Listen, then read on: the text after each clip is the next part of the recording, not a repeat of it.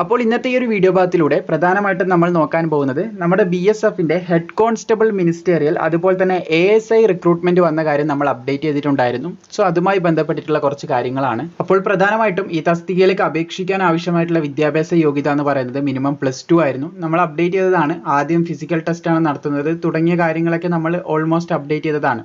അപ്പോൾ നമ്മുടെ GD കോൺസ്റ്റബിളിന്റെ physical കഴിഞ്ഞ ഉടനെ തന്നെ ഇതിന്റെ നമുക്ക് പ്രതീക്ഷിക്കാൻ സാധിക്കുന്നതാണ്. ഏകദേശം സെപ്റ്റംബർ ഒക്ടോബർ ആ ഒരു സമയത്തേക്കെങ്കിലും നമുക്ക് ഇതിന്റെ ഫിസിക്കൽ പ്രതീക്ഷിക്കാൻ സാധിക്കുമെന്ന് നമുക്ക് നോൺ ഒഫീഷ്യൽ ആയിട്ടുള്ള ഒരു ഇൻഫർമേഷൻ ലഭിച്ചിട്ടുണ്ട്. അത് നിങ്ങളെ അറിയിക്കുന്നെന്ന് മാത്രമേ ഉള്ളൂ. കാരണം ഇതിനുവേണ്ടി നിങ്ങൾ തയ്യാറെടുക്കുക.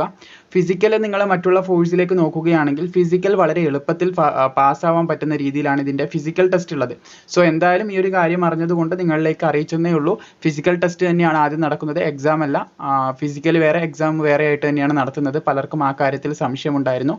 ആദ്യം നിങ്ങൾക്ക് ഫിസിക്കൽ നടത്തും, അതിനുശേഷം നിങ്ങൾക്ക് ഒരു മെറിറ്റ് ലിസ്റ്റ്, ഒരു ലിസ്റ്റ് ഇട്ട് ഫിസിക്കൽ പാസ്സാവുന്നവരുടെ ലിസ്റ്റ് ഇട്ടിട്ട് ആ ഒരു ലിസ്റ്റിലുള്ള ഉദ്യോഗാർത്ഥികൾക്കായിരിക്കും പിന്നീട് നമുക്ക് എക്സാം നടത്തുന്നത്.